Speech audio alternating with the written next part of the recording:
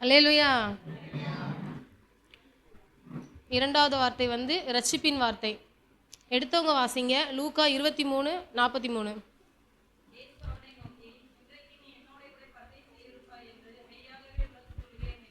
அல்லேலூயா. நம்முடைய பாவங்களுக்காக ஆண்டவர் என்ன பண்றாரு? சிலுவையில வந்து அறையப்படுறாரு. சிலுவையில் அறையப்படுறாங்க. நம்மளுடைய மீறுதலுக்காக, நம்மளுடைய அக்கிரமங்களுக்காக, பாவங்களுக்காக அவர் வந்து பரியாசப்படுத்தப்படுறாரு. அப்போ வந்து என்னன்னா, ஒரு 20 மணி நேரம் என்ன நடக்குதுன்னா, ஆண்டவருடைய காதுகளில் வந்து ஒரே தூஷண வார்த்தை. ஆண்டவர் என்ன பண்ணுறாங்க? ஆண்டவரால் நன்மை பெற்றவங்க கூட என்ன பண்ணுறாங்கன்னா, ஆண்டவரை தூசிக்கிறாங்க. அப்போ வந்து ஒரு கள்ளன் என்ன பண்ணுறான்னா, அவர் வந்து கள்ளன் வந்து ஆண்டவரை பார்த்து என்ன கேட்குறாரு அப்படின்னா, எடுத்தவங்க வாசிங்க.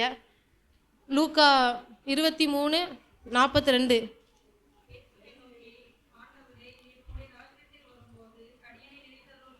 ஆமென். அல்லேலூயா.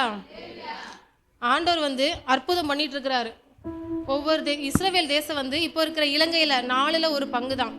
இலங்கை நம்ம இஸ்ரவேல் வந்து சிறிய தேசம். ஆண்டவர் என்ன பண்ணுறாருன்னா, பெரிய அளவில் நம்ம பிதாவை குறித்து மகிமையாக என்ன பண்ணுறாருன்னா பிரசவம் பண்ணுறாரு, அற்புதங்கள் பண்ணுறாரு. ஆனால் ஜனங்கள் எல்லா நன்மையும் பெற்றுட்டு என்ன பண்ணுறாங்கன்னா, ஆண்டவரை வந்து அந்த இடத்துல தூசிக்கிறாங்க.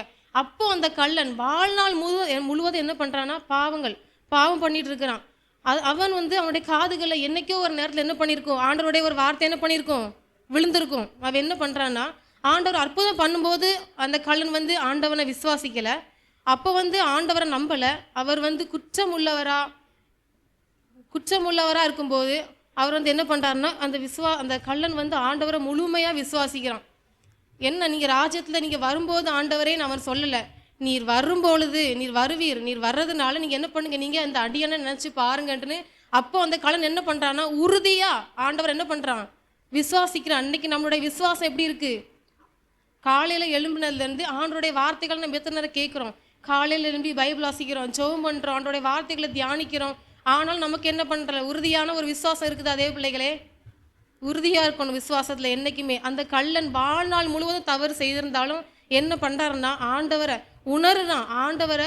உணர்ந்ததுனால என்ன பண்ணுறான்னா, இன்னைக்கு அவனுக்கு வந்து பரதேசி கிடைக்குது. எடுத்தவங்க வாசிங்க. மத்தேயு 3:2.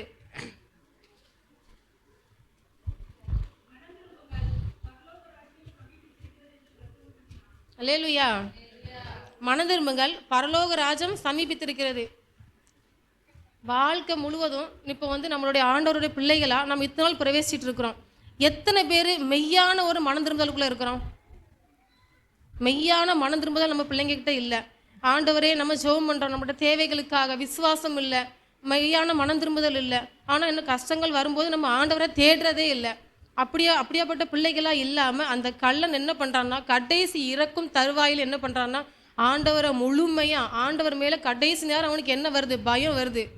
எதனால பயம் வருதுன்னா, ஆண்டவர் குற்றமற்றவராக இருக்கிறதுனால அவன் பார்க்குறான், குற்றமற்றவராக இருக்கிறாரே, நான் வந்து என்னுடைய பாவங்களுக்கு தக்கதான தண்டனை அனுபவிக்கிறேன், ஆனால் இவர் குற்றமில்லாத ஒரு ரத்தமாக இருக்கிறாரேன்னு சொல்லிட்டுன்னு அந்த கடைசி நேரத்தில் ஆண்டவரை உணர்ந்ததுனால அவனுக்கு பரலோக ராஜ்யத்தை ஆண்டவர் வந்து பரிசாக கொடுக்குறாரு. அல்லேலூயா. எடுத்தவங்க வாசிங்க. எபேசியர் 2:5.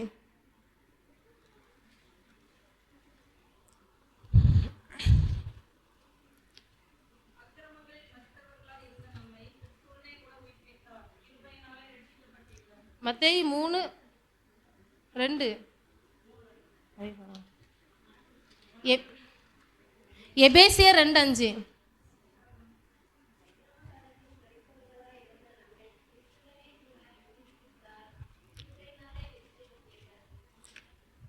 கிருபையினாலே ரட்சிப்பு யார்கிட்ட நமக்கு வரும்? கர்த்தரே நமக்கு கிருபையாக இறங்குகிறார். இந்த நேரத்தில் எத்தனையோ ஜனங்கள் இந்த நாளை காண முடியாதபடிக்கு மடிந்து போயிருக்கிறாங்க. நம்ம பாவிகளாக இருந்த போதிலும் நம்மளை நினைத்து நம்ம மேல் கிருபை கொண்டதுனால தேவன் இந்த இடத்துல இந்த 7 வார்த்தைகளை தியானிக்கும்படியாக நம்மளை வந்து அமர பண்ணியிருக்கிறாரு. எல்லாரும் ஸ்தோத்திரம் பண்ணுவோமா? அல்லேலூயா. குற்றமற்ற ரத்தம் நமக்காக சிலுவையில் சிந்தப்படுது. நம்மளோட சிந்தனை, நம்மளுடைய எண்ணத்தினால பாவங்கள் பண்ணும்போது அவர் ஆணினால், அவருடைய முள்முடியினால் அவளை தலையை காயப்பட்ட காயத்தை நினச்சி பார்க்கணும். நம்மளுடைய பாவங்கள், நம்மளுடைய செயல்கள், நம்முடைய கால்கள் பாவத்துக்கு விரைந்தோடும் போது கால்களில் அவருக்கு அடித்த ஆணியை நினைத்து பார்க்கணும்.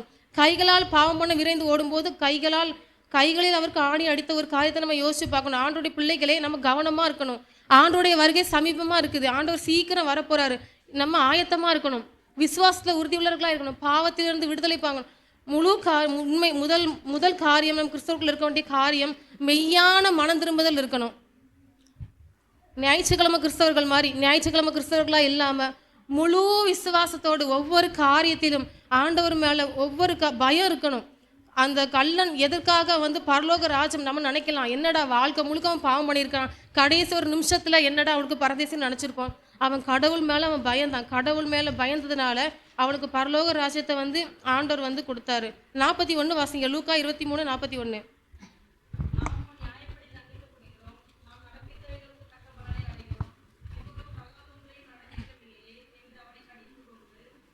கடிந்து கொண்டு தேவன் என்ன பண்ணுறாருன்னா, நடுசில் சிலுவையில் இருக்கிறாரு. என்ன பண்ணுறாங்கன்னா, இடது புறத்தில் இருக்கிற கள்ளன் என்ன பண்ணுறான்னா, ஆண்டவர் நகைக்கிறான். நீ மேசியாவானால் நீ உன்னையும் ரசிச்சுட்டு எங்களையும் ரச்சின்னு சொல்லி அவன் என்ன பண்ணுறான்னா, அந்த தேவனே என்ன பண்ணுறான்னா அவமதிக்கிறான். ஆண்டவர் அமைதியாக இருக்கிறார். அடிக்கப்பட்ட மயிர் கத்திரிக்கை கொண்டு போன ஆடை போல தேவன் என்ன பண்ணுறாருன்னா அமைதியாக இருக்கிறாரு. அப்போ இவன் கள்ளன் வரது புறத்தில் கள்ளன் என்ன சொல்கிறான்னா, நம்ம நம்மளுடைய பாவத்துக்கு தக்கன பலனை நம்ம அனுபவிக்கிறோம், அவர் ஒரு பாவம் பண்ணலையே, இன்னுமா உனக்கு தெய்வ பயம் இல்லைன்னு சொல்லிட்டு அந்த இடத்துல தேவனை குறித்து ஒரு பயம் அப்படிங்கிற ஒரு பயம் வந்ததுனால தேவன்கிட்ட என்ன பண்ணுறாருன்னா, அவன் அவனுடைய பாவத்தை முழுமையாக ஒப்பு கொடுக்குறான். தன்னுடைய பாவத்தை ஆண்டவருடைய பாதத்திலே அவருடைய காதுகளிலே அறிக்கை பண்ணுறான். முழு மனதோடு அறிக்கை பண்ணி, ஆண்டவரே நீ உங்களுடைய ராஜ்யத்தில் வரும்போது அடியான நினைத்தரலும்னு முழுமையாக விசுவாசத்தினால அன்று அந்த கல்வனுக்கு தேவனுடைய கிருபையினால பரதேசி கிடைத்தது. 1 கொரிந்தியர் 13:7 வாசிங்க.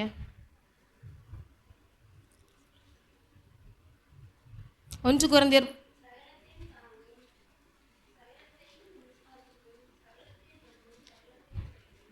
அன்பு சகலத்தையும் தாங்கும். தேவன் நம்மேல் வைத்த அன்பினால சகலத்தையும் அவருடைய பாடுகள் பரிசுத்தமுள்ள ஒரு தேவன், பாவத்தை காணாத ஒரு தேவன், நம்முடைய பாவங்களுக்காகவும் நம்முடைய அக்கிரமங்களுக்காகவும் நம்முடைய மீறுதலுக்காகவும் என்ன பண்ணாருன்னா அவரையே தன்னுடைய ஜீவனை சிலுவையில் முழுமையாக ஒப்பு கொடுத்தாரு.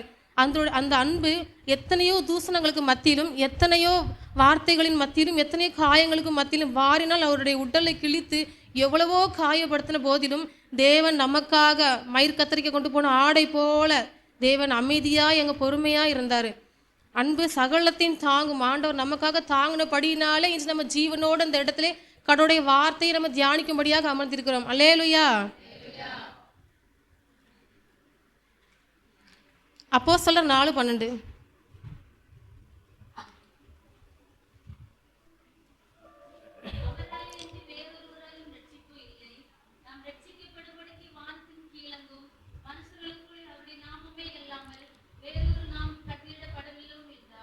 ஆமென். அல்லேலூயா. கர்த்தரால் ரட்சிக்கப்பட்டேன்னு விசுவாசிக்கிறவங்களோ அல்லேலூயா சொல்லுங்க சத்தமா. ஆமென். இந்த ரட்சிப்பு நமக்கு எப்போ ஆண்டவருடைய வருகை மட்டும் நம்முடைய பரிசுத்தையும் நம்முடைய விசுவாசத்தையும் தெய்வ ஓட்டத்தையும் நம்ம ஆவிக்குரிய வாழ்க்கையில பலமாக இருக்கணும். என்ன பண்ணுறான்னா, ஆண்டவர் 41 நாள் உபவாசம் இருக்கும்போது சாத்தான் என்ன பண்ணுறாருன்னா ஆண்டவரை சோதிக்கிறான்.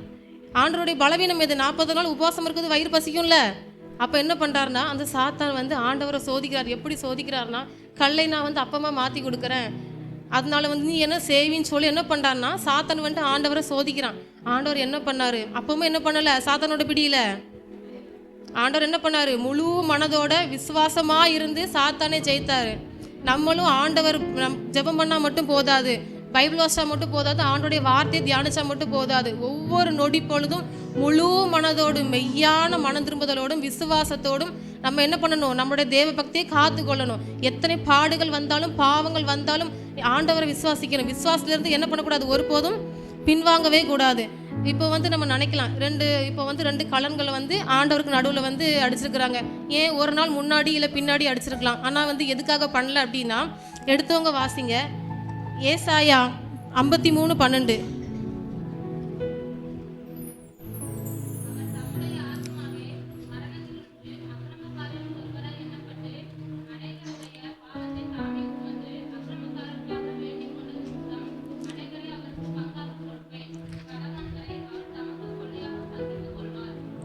அக்கிரமக்காரர்களில் ஒருவராய் ஆண்டவர் சிலுவையில் அறையப்படுறதுக்கு 700 வருஷத்துக்கு முன்னாடியே அவர் அக்கிரமக்காரர்களில் ஒருவராய் அப்படின்னு சொல்லின்னு ஏசாயா தீர்க்கதரிசி மூலமா உரைக்கப்பட்ட வார்த்தை நிறைவேறும்படி அக்கிரமக்காரரில் ஒருவராய் என்ன பண்ணப்பட்டாரு?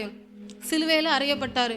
ஆண்டவர் நம்மேல் வைத்த அன்பு மிக பெரியது. அவருடைய இரக்கம், அவருடைய கிருபை இன்றும் நம்மளை தாங்கி வழிநடத்தி பலவீனத்தின் பாதையிலும், வியாதிகளின் பாதையிலும், நெருக்கத்தின் பாதையிலும் தேவன் நம்மளை கைவிடாதபடிக்கு இந்த இடத்திலும் தேவன் நம்மளை ஜீவனோடு அமர பண்ணி அவருடைய கிருபையினால இரக்கத்தினாலும் நமக்கு ஜீவனை கொடுத்துக்கிறாரு.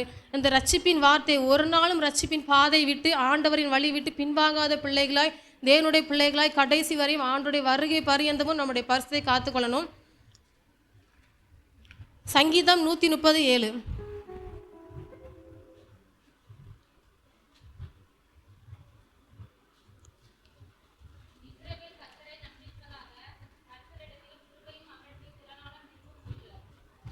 ஆமென், அல்லேலூயா. திரளான மீட்பு யார் இடத்துல உண்டு? தேவனை தவிர எந்த இடத்துலையும் நம்மளால மீட்பு வாங்க முடியுமா? அல்லேலூயா. கர்த்தரே பெரியவர். யாரெல்லாம் விசுவாசிக்கிறீங்க? ரட்சிப்பு, அவருடைய ரட்சிப்பு நமக்கு இல்லை என்றால் நம்மளாக இருந்திருக்க முடியுமா? அந்த இடத்துல தேவன் நம்மேல பெரிய கிருபை வச்சிருக்கார். அவருடைய ரட்சிப்பின் காரணமாக பரிசுத்த ஜாதியாக நம்மளை என்ன பண்ணிருக்காரு? தேர்ந்தெடுத்திருக்காரு. எத்தனையோ ஜனங்கள் பாவத்தின் பிடியிலும் கல்லுகளையும் மண்ணுகளையும் வணங்கி என்ன பண்ணுறாங்க? பாவமான வழிகளில் போகிறாங்க. ஆனாலும் தேவன் எத்தனை பாடுகளின் பாதையில் என்ன பண்ணுறாரு? நம்மளை பரிசுத்த ஜனமாய் காத்து நம்மளோட தேவைகளை சந்தித்து இந்த இடத்துல நம்மளை அமர பண்ணியிருக்கிறாரு. அல்லேலூயா.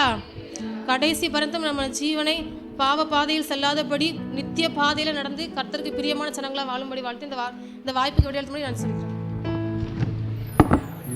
கல்வாரி அன்பை எண்ணிடும் வேலை கண்கள் கலங்கிடுதே.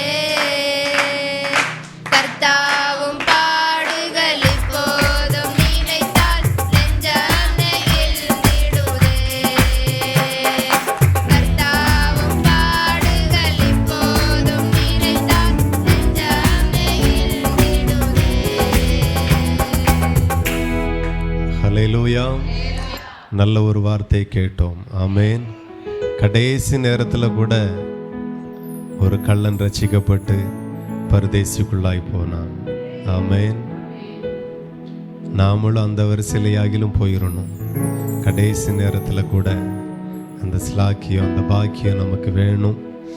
ஸோ ஒவ்வொரு நாளும் நம்ம ஆயத்தமாகவும், நமக்கு எப்போதுமே ஒரு குணம் இருக்கும். எந்த காரியமாக இருக்கட்டும், பிறகு பார்க்கலாம், நாளைக்கு பார்க்கலாம், எந்த வேலையும் நாளைக்கு பார்க்கலாம் பிறகு பார்க்கலான்னு வச்சாலும் நீங்கள் நினையாத நேரத்தில் மனுஷகுமாரன் வருவார். ஆகையால் நீங்களும் ஆயத்தமாய் இருங்கள் என்று அவர் சொன்ன ஆயத்தத்தில் ஒன்றும் குறைபடாதபடி, ஆயத்தம் இல்லாதபடி நம்ம இருந்து விடவே கூடாது. அவர் சீக்கிரம் வரப்போகிறார். ஒவ்வொரு நாளும் ஆயத்தமாவோம்.